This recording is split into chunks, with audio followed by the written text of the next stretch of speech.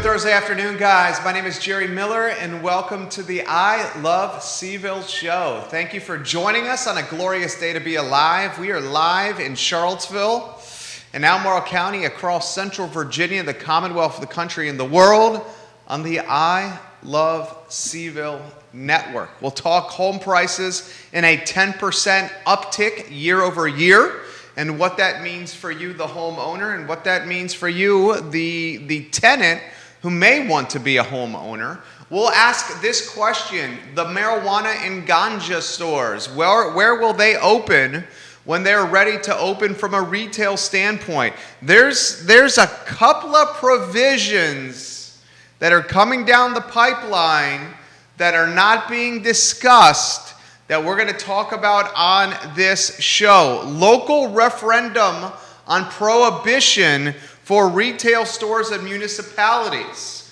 Not being discussed. After this show, it will be in the news cycle, but we'll have that for you in a matter of moments after a fantastic article in the Lynchburg News at Advance and a number of viewers and listeners bringing this to my attention earlier this week. So that topic coming up on the program. Amazon has created 1,000 new jobs. They're going to open up a new fulfillment center, Amazon, right outside, right next to Richmond International Raceway. 1,000 new jobs for the digital e-commerce giant to the Richmond area. We'll give you that story. We'll extrapolate it further, and we will ask this question: what is being done to recruit fulfillment centers like Amazon to the area and the high-paying jobs that they bring alongside the company and the centers? I want to dig deep on that topic today on the I Love CVille show. We will also talk a Friday night concert series at the Shops of Stonefield. The Shops of Stonefield, owned by a private equity firm. This brand and this shopping center is doing its best to try to localize, humanize, and personalize the shopping center. I think the Shops at Stonefield realized very early on that big box brands, yes, they can afford the rents, but big box brands do not command the foot traffic or the interest for Charlottesvillians and Central Virginians who pride themselves in local. As a result, Stonefield gets a fantastic tenant in Hunter Smith and the Champion Grill. The Shops at Stonefield rolling out a concert series on Fridays. They've dabbled in farmers markets or craft markets at the green space at the Shops of Stonefield. We'll dig deep into what this shopping center has to do to survive the retail apocalypse here in Central Virginia. There's a $400 million fundraising effort going on in Virginia Tech. $400 million for the Hokies. We'll break down the nitty-gritty for the Hokies and their quest to raise $400 million. I'm going to continue to emphasize the need for an action plan for Biscuit Run Park. Biscuit Run Park, 1,200 acres in Albemarle County, currently doing nothing for the county, currently generating no revenue. 1,200 acres, Biscuit Run Park. Currently not improving the quality of life for county residents. We can't go in the joint, okay? All Albemarle County is doing right now is paying money to maintain 1,200 acres that no one is utilizing. I will continue to use this platform to emphasize the need for an action plan, revenue generation, an action plan, quality of life creation for 1,200 acres in the designated growth area. So a lot to cover on today's program, including the newest restaurant to come to Charlottesville and the pickleball versus tennis debate. It's heating up as the most popular sport in America, pickleball, continues to spread its tentacles all over America, certainly in Central Virginia. It's time for the tennis players and the pickleball players to have the come to Jesus conversation. And I think I can facilitate that discussion here on the I Love CVille show. First, real estate. Virginia home sales year over year increased by 9.8%. That means if you bought a home at the end of March in 2020, by the end of March in 2021, that home has gone up roughly 10% for doing nothing besides living in there. If you've owned the home for X amount of period of time, you've got some equity on your hands. And folks, I'm not sure this uptick is going to slow anytime soon. You have no inventory on the market. You have an extremely popular area to live, Central Virginia. You have the ability now for folks to work remotely from ISPs. Many of the opportunities to work remotely from ISPs, that luxury is often with white-collar jobs, higher dollar jobs. So the folks that are able to work now from their home office as opposed to going into their place of employment, these are white-collar jobs that pay well, right? It's not often blue-collar jobs where you're having to punch a clock before you can start making some money. Often white-collar jobs that allow you to work from a computer screen in the comfort of your home office while sitting in your boxer shorts. So this property or this real estate appreciation that we're seeing in Central Virginia, it's not going to slow anytime soon. In fact, I would expect it to gain more momentum, and even more momentum until we can solve the conundrum of supply and demand. The supply is not meeting the demand, and as a result, we have bidding wars and multiple offer situations.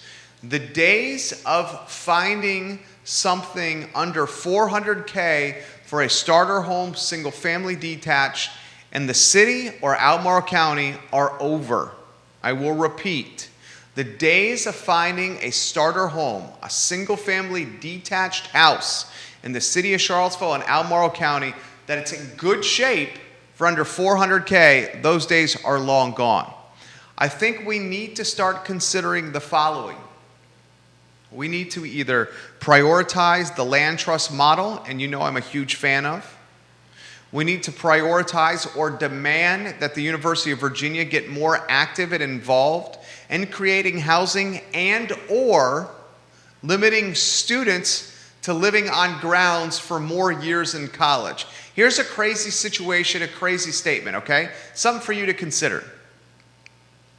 If the University of Virginia required or provided dormitory accommodations for students to live on grounds first, second, and third year, that would open a tremendous amount of housing stock in the city and in the urban ring of Albemarle County.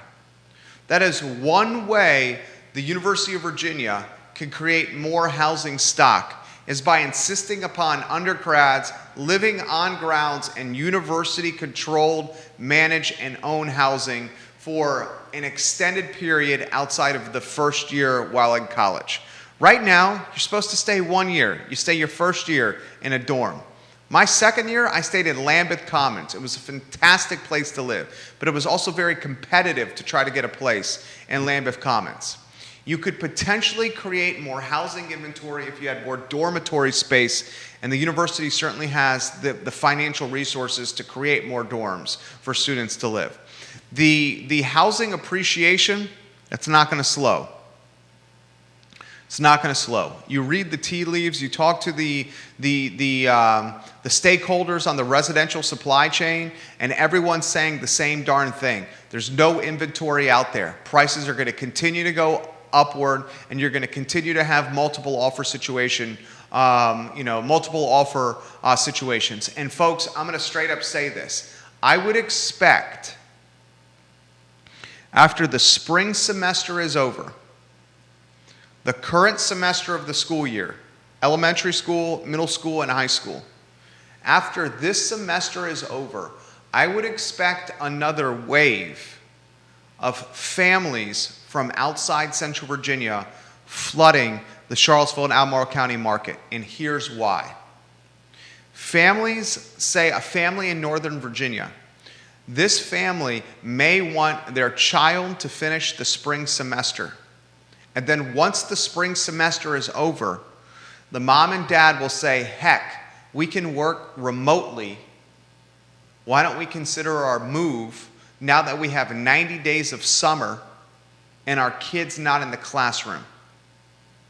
Let's consider moving to a Charlottesville or Central Virginia. So my prediction, my crystal ball is we're going to see another flood of out-of-market interest right after this spring semester is over. And moms and dads choose to relocate to a lower cost of living, more quality of life, less of the rat race. A perfect example is a Northern Virginia move from Nova, Arlington, McLean, Fairfax to Charlottesville or Albemarle County. You're going to lower your overhead, you're going to improve your quality of life, and you're still going to maintain your Northern Virginia paycheck. I would expect more of that's going to happen this summer with the school year being on hiatus for the summertime. All right, here's something that's a story that I think a trend that we should be covering. We all know in a handful of years, we're going to have pot retail, brick and mortar cannabis. You're going to be able to walk in, go in, figure out what you want to get, and then leave. The question is where is this stuff going to pop up? News in Advance, the Lynchburg News in Advance had a great story about this, and I'm going to read a paragraph from that article to you.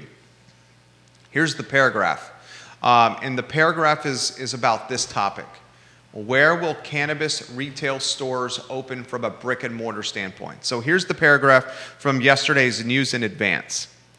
Virginia's new law contains a curious provision that sets us apart from many of the other states that have legalized marijuana. Even in pot-happy states such as Colorado, Washington, and California, most localities still ban retail sales and many ban cultivation. Virginia's new law allows cultivation everywhere and gives localities just one chance to ban retail operations. They can only do so through a local referendum on prohibition in 2022. If voters do not ban retail sales in 2022, then that locality is open for retail sales come 2024. The rationale is that companies planning to set up stores need to know in advance where they can and where they can't operate, and that regulatory process will get underway in 2023. So here's what I just said in a nutshell. There's going to be a referendum on the ballot next year.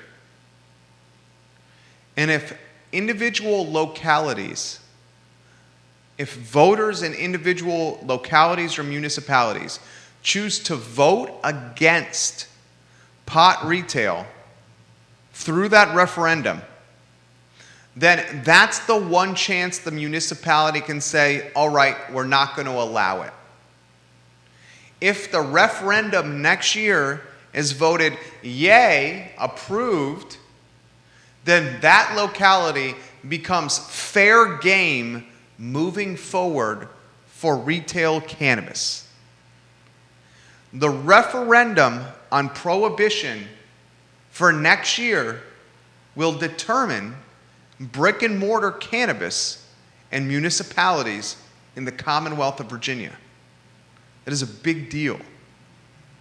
It's not being talked about. After this show, this referendum will be in the news cycle. From my standpoint,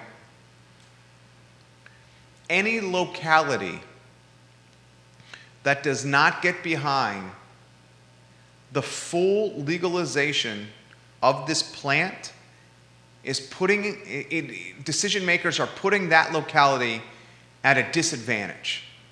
Hear me out. Hypothetical situation for you. If through this referendum next year, hypothetical, the city says, all right, enough city residents, more city residents are voting against pot retail than city residents are voting in favor of pot retail, As a result, we will not have brick and mortar retail in Charlottesville. Here's what's going to happen. Taxpayers or potential taxpayers will get in their vehicle, on their bicycle, on a bus, public transportation, Uber, Lyft, whatever it may be, and they'll leave the city and they'll go to whatever county allows brick and mortar retail, and they will purchase their legalized cannabis there, and the 30% tax cut will go to that municipality as opposed to the city. So in that scenario, think about what's happened. In my hypothetical, if the referendum goes against brick and mortar retail in the city, you then have a citizen getting in his or her car, driving on the roads, wear and tear on the roads, creating more traffic and congestion, impacting the environment from all the fumes emitted from the car, driving past city lines into whatever adjacent county the retail is being done, and making the purchase there, having the 30% tax go to that municipality, and then they get back in their vehicle and head back home and tax the roads again.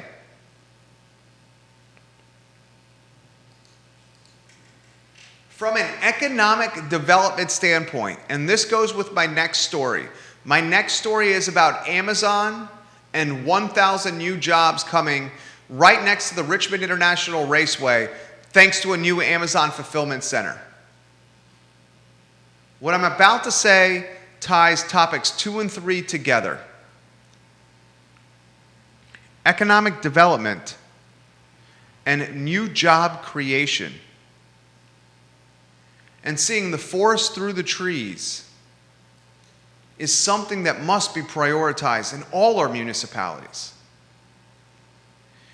Creating new jobs and encouraging new businesses to set up shop within Central Virginia, within Albemarle, within Charlottesville, within Nelson, within Orange, within Greene, is going to drive incremental or new tax dollars to the municipality, which keeps the tax burden from being placed as much on current citizens and residents. That's called good governance. That's called having vision. Recruiting or creating, and pun is intended here, the pun is intended, creating green tape for greenery, creating green tape for cannabis is good business. You're creating new jobs, new tax sources, and new businesses to set up headquarters within your municipality that you could tax for as long as they're in operation.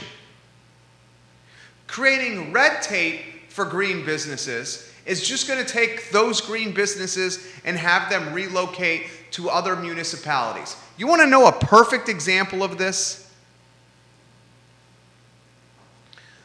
It's no secret that Toby, the owner of Toby's Pawn Shop, it's no secret that Toby and the city of Charlottesville do not see eye to eye. Toby had got a lawsuit going over some of these COVID restrictions because Toby felt that they impacted his civil liberties as a taxpayer and as a business owner. Did you notice that Toby has moved one of his pawn shops from West Main Street to literally right over the city line into Albemarle County? And he's created a pawn shop epicenter. Did it used to be a Ponderosa at the base of Freebridge on Pantops? There's a freestanding restaurant unit. I think it used to be a Ponderosa. You guys remember the Ponderosas? Toby literally went from the city to Albemarle County, literally like 15 steps over the county line to open his business because the red tape in the city was too much and he just got fed up.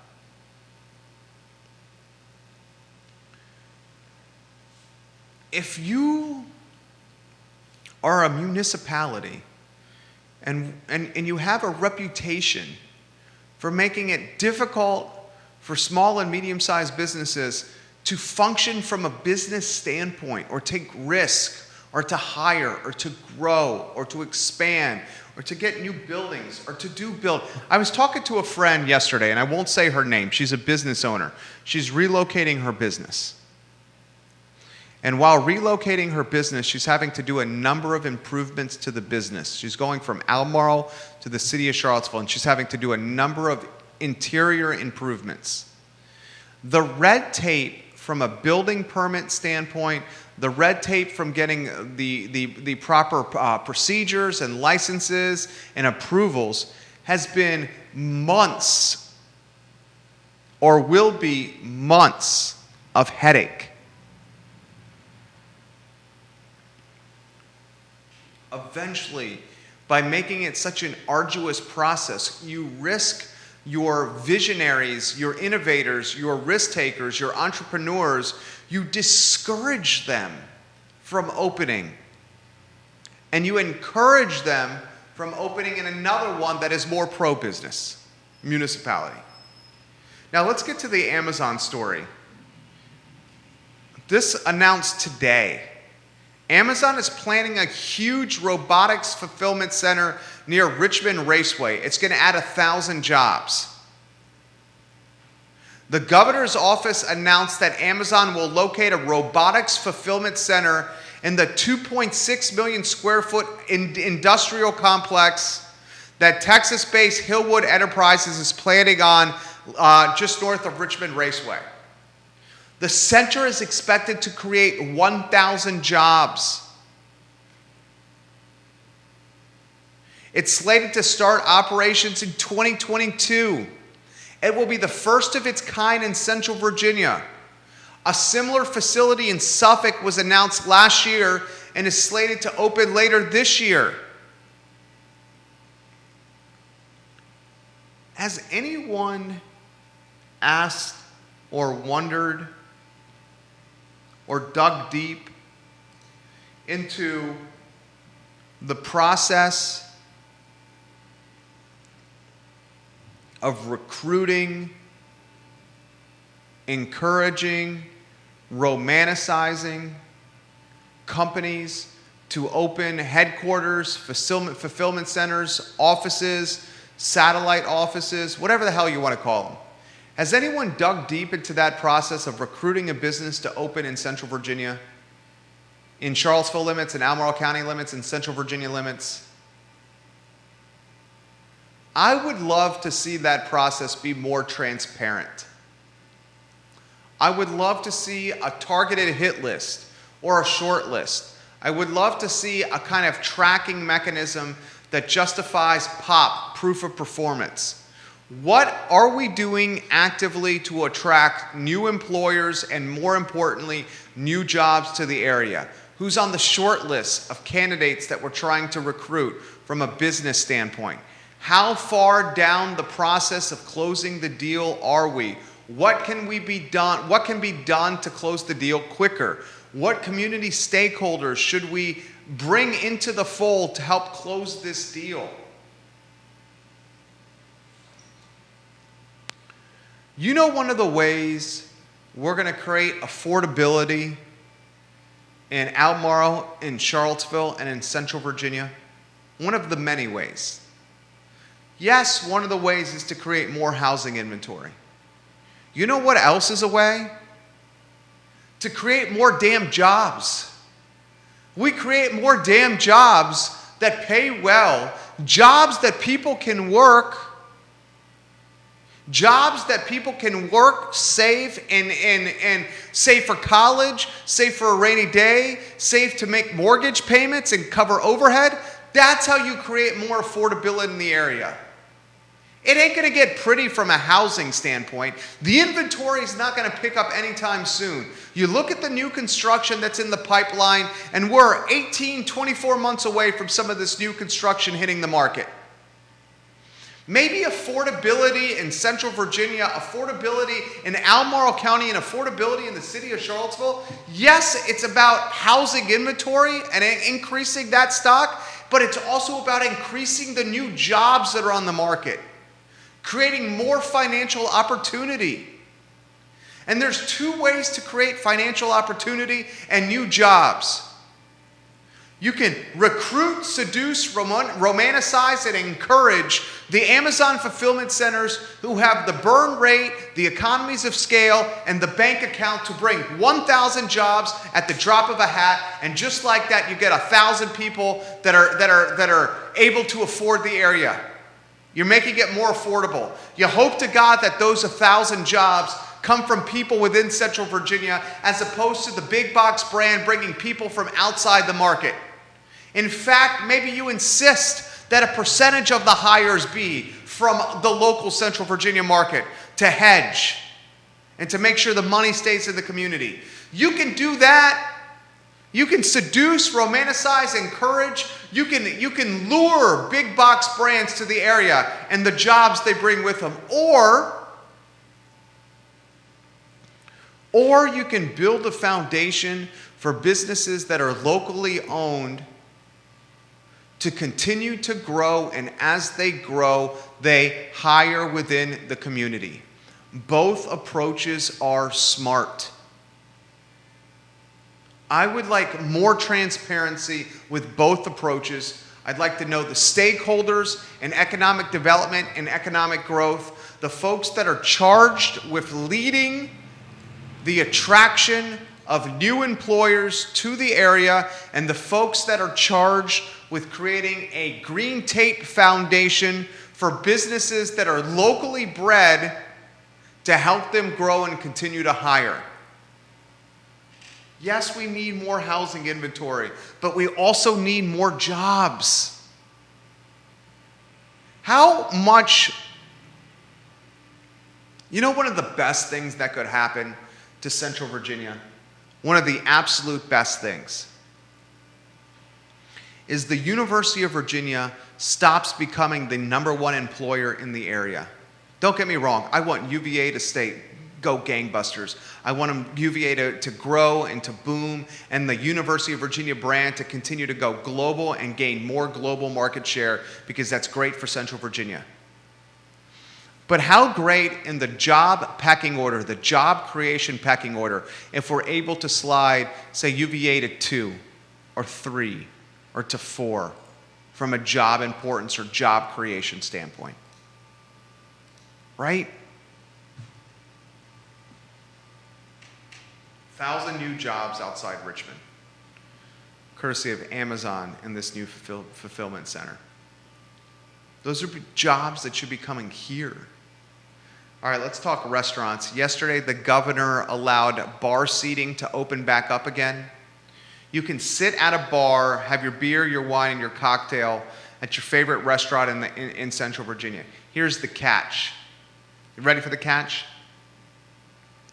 While restaurants are allowed to have bars and bar seating open again, they still have to have guests sit 6 feet apart. So that's almost a catch-22. That's like an oxymoron. Parting is such sweet sorrow, an oxymoron. Yes, bar seating is allowed, but bar stools have to be 6 feet apart. That's an oxymoron. Bar seating by nature is an elbow-to-elbow business. Allowing bar stools to open up again, but in requiring the restaurants to have their patrons sit 6 feet apart at said bar stool really just opens up 1, 2, 3, or 4 extra seats at the bar. What are the biggest bars in Central Virginia, in Albemarle County? I'm talking from a space standpoint. What are the biggest, longest bars? I mean, Three Notch has got a big bar, Three Notch Brewery. It's got an outside bar and then an inside bar. The inside bar is kind of like a horseshoe. Before COVID, there's people wrapped all over that horseshoe. The bar at Fellini's, if you stretched out that ziggy-zag bar or not Fellini's, excuse me, Vivace. Confused my Italian places. The bar at Vivace, if you stretched out that ziggy-zag bar at Vivace, that bar has a hell of a lot of seating. Right? The bar at Peloton Station has a lot of seating. The bar at... What bars am I missing here, Judah? Boylan Heights upstairs has a strong bar. A lot of seating upstairs. But for every Boylan Heights upstairs, for every Vivace, right? There's a Petit Pois. There's a Public Fish and Oyster. There's a Tavilla. There's a Hamilton's. Tiny bars. Opening up bar seating, but insisting patrons sit 6 feet apart is really only opening bar seating for a limited number of bars that have the space. Furthermore, if you have a big bar like a 3-notched, a massive bar like a 3-notch, you probably have a large indoor space because you can accommodate a big bar. When you open up bar seating and say you have to sit 6 feet apart from a stool standpoint, you're only increasing the value proposition for restaurants and bars that have a lot of inside seating space. Right? You're only making the advantage greater for the big restaurants. It's no secret that some of the ones that are doing well right now are the ones that have massive indoor space. I mean, one of my favorite brands out there is 3-Notch Brewing Company. This business, while not performing at the clip that it was performing before COVID, it's still got people in there Monday, 7 days a week. And it's no coincidence that it has a airplane hangar for a dining room. It's massive.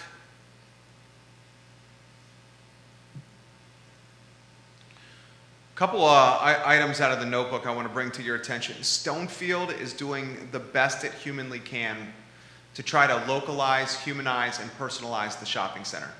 Stonefield is going to start doing a Friday concert series. They're going to do it in that grassy little area kind of across from Champion Grill.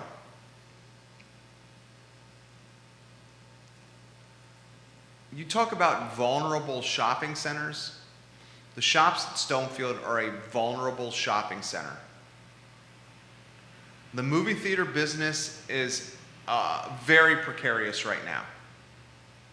Consumer confidence going back into a theater, breathing the same air as 400 other people while watching a movie, that's going to take a while to get back, especially with how technology has improved. I mean, how many of you guys are watching, say, UVA football or your favorite football team, basketball team, baseball team, at home on the couch in your living room, on a 60-inch television with surround sound, on a lazy boy couch that reclines, excuse me, with your kegerator or your favorite alcohol next to you, the ability to stop and fast forward highlights or hit stop or pause to go to the bathroom, check on your crying kid upstairs if he's making too much noise through the baby monitor. How many of you are getting to the point where you're like, you know what? Watching the game at home on this big screen with my kegerator next to me and not having to lug all this baggage and deal with lines and traffic and spending money at the concession stand and whether or not my 3-year-old is going to behave? Watching the game at home, watching the movie at home is looking pretty darn good. How many of you have that mentality? I know we do. What's the draw for the shops at Stonefield? The first draw is the movie theater. The second draw is Trader Joe's. The movie theater business has seen better days. Trader Joe's is as strict as any grocery store with limiting capacity and foot traffic within the grocery store. The two main draws of the shops at Stonefield, the movie theater, I've seen better days, that has, and Trader Joe's is limiting how many people can go into the grocery store because of COVID. The two main draws are not performing at the best versions of themselves from a customer attraction standpoint. Here's the next question for you. How many local brands can you name in the shops of Stonefield? Locally owned business. I'll give you a couple seconds to think about it. How many, why don't I put you on the spot? Grab that mic. Judah Wickauer, our fabulous, patient, and adaptable director over here. How many local brands can you name at the Shops of Stonefield, Judah Wickauer? Go to the studio camera here so we can see the back of your head.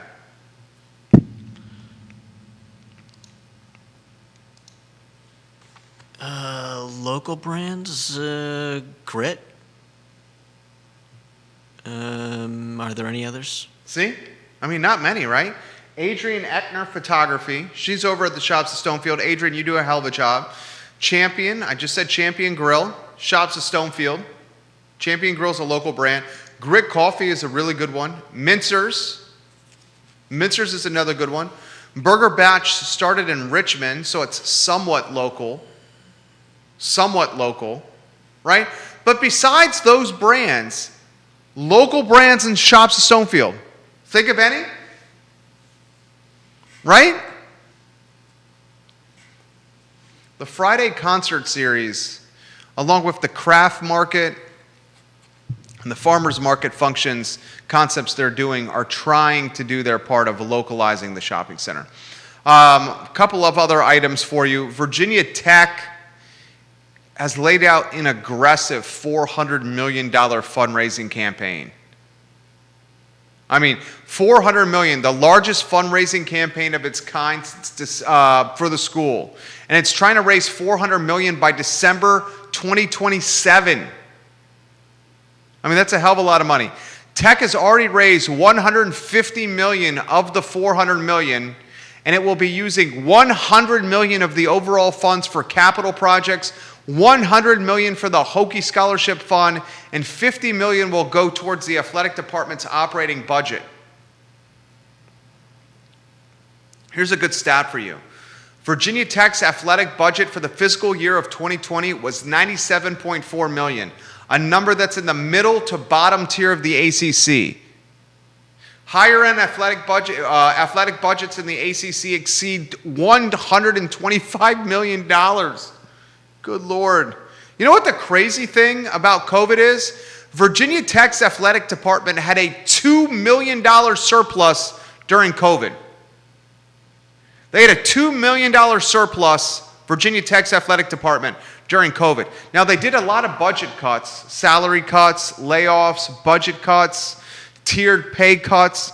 But the athletic department, in arguably the worst year from an athletic standpoint, made $2 million in 2020 at Virginia Tech. That just shows you what big business college athletics is. $400 million fundraising effort by the end of 2027, and they're $150 million in. All right, let's talk the new eatery in the urban ring. We got a picture sent to us today. Judah, if you can get that photo on screen. This looks like is this the old Jason's Deli spot, Judah? I think so. It does look like it. You got that on screen for us? Yeah. Look at the screen, everybody. You remember the old Jason's Deli? It looks like the old Jason's Deli, doesn't it, J-Dubs? The new restaurant coming to what looks like the old Jason's Deli location. Look at the screen for those that are watching or listening from a podcast standpoint. It's called Red Crab Seafood. Red Crab Seafood. Coming to the old Jason Deli spot. That's a standalone. That's an island pad, a standalone pad with tremendous Route 29 frontage. I will tell you this. The monthly rent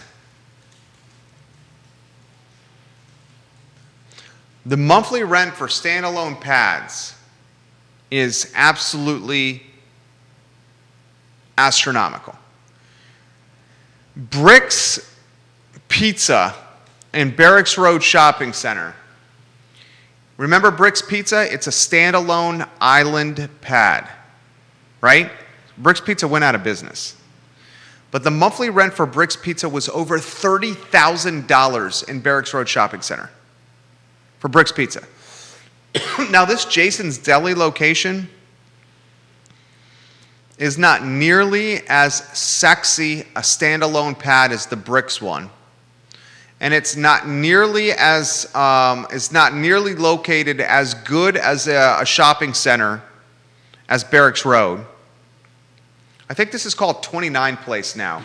They rebranded it, 29 Place. Let me see if I can Google that real quick. Yeah, it's called 29th Place. It's one of Federal Realty's properties. Federal Realty's the landlord, the publicly traded company behind Barracks Road Shopping Center.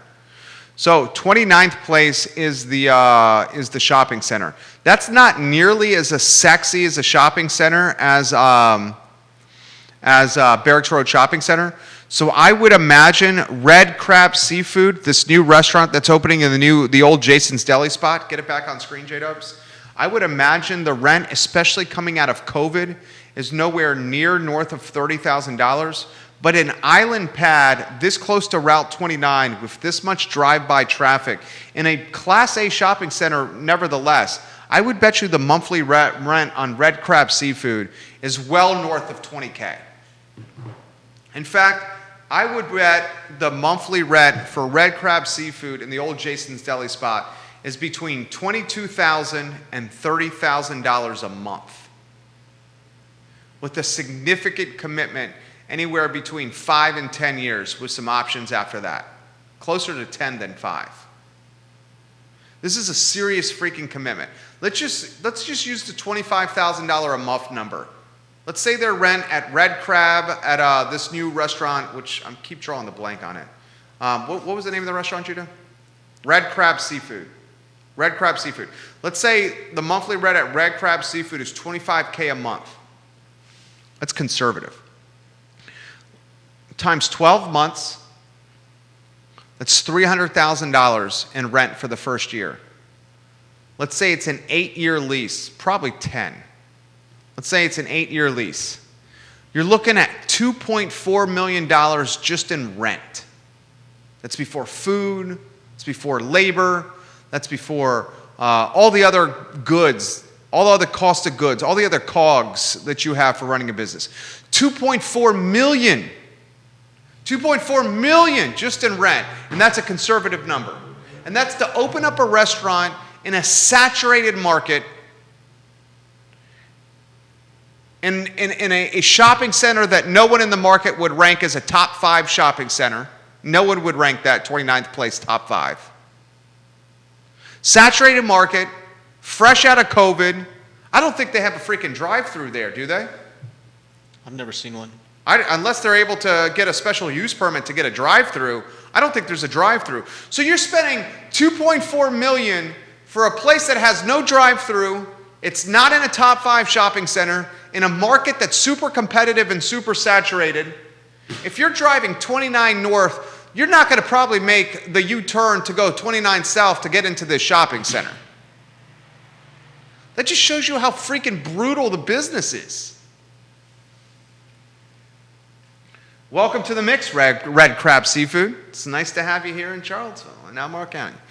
All right, I need to continue to emphasize this. Biscuit Run Park. Biscuit Run Park was purchased by the Commonwealth of Virginia for $21.48 million in January of 2010. The Commonwealth and the governor's office rescued an investment team because the housing market went belly up at this time, and the plan to do a massive development in Biscuit Run Park flopped. And the Commonwealth said, here's $21.5 million in cash and tax credits, so you at least save some financial face. And since January of 2010, we're talking 11 plus years, 1,200 acres in the designated growth area has done jack, I won't use the profanity, but it's done jack for Albemarle, for the city of Charlottesville, and for Central Virginia.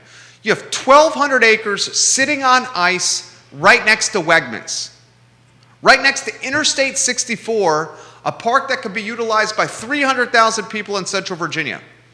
Albemarle is paying to maintain 1,200 acres, but is not opening the 1,200 acres to county residents or visitors alike, is not forming joint ventures or partnerships with stakeholders to help monetize a portion of the acreage, is literally doing jack diddly with the land. I understand the influence we have with this platform. I want to utilize the influence we have with this platform for creating an action plan for Biscuit Run Park. I want to see Albemarle County residents utilizing it, paying a nominal fee to get into the park. I want to see out of Albemarle County residents utilizing it and paying a slightly more than nominal fee to get in the park. I want to see a joint venture with Red Light Management and Corin Capshaw to create a Wednesday, Friday, Sunday outdoor concert series where a portion of the revenue from the concert series goes to Albemarle County as incremental tax revenue, new sources of tax dollars. I want to see 1,200 acres of some of the most beautiful God-created property in Albemarle County used instead of put on ice and forgotten. Common freaking sense.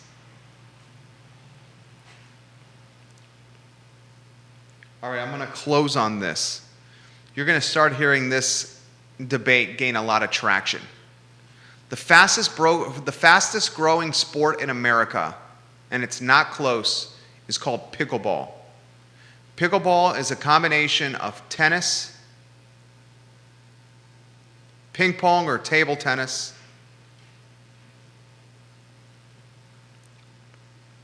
and like racquetball and squash. It's basically if table tennis meant actual tennis. It's played outdoors, generally in a double setting in a smaller tennis court. It's the fastest growing sport in America. It's booming in Central Virginia. And there's a conundrum, or there's a meeting of the minds that's happening. And it's the pickleball and the tennis community. Because there are no dedicated pickleball courts, or very few dedicated pickleball courts, oftentimes pickleball players are bringing transportable nets and setting them up on tennis courts and playing pickleball on tennis courts. This has caused tennis players to feel somewhat threatened by pickleball players. We should get ahead of this. We should create dedicated pickleball courts where pickleball players know where to go and play. And if dedicated pickleball courts are created, then the pickleball players will have clear instruction of where the sport is played, and that will create less traffic on the tennis courts, which will appease or make the tennis players happy. If you're able to get dedicated pickleball courts, you're also able to host tournaments in Central Virginia, sports tourism. I'm playing in a tournament in May in Richmond at this place called Pouncey Park. 700 pickleball players from all over the Mid-Atlantic have signed up and registered to pay money to play in this tournament in Henrico, right outside Richmond. Many of these 700 are staying in hotel rooms and spending money in restaurants and at small businesses in the Henrico and Richmond area. It's time we utilize our resources to their fullest extent. Does anyone find it confusing that Darden Towel Park closes at dusk? Why does Darden Towel close at dusk? Why do the public parks not have lights where residents can utilize the parks when the sun sets?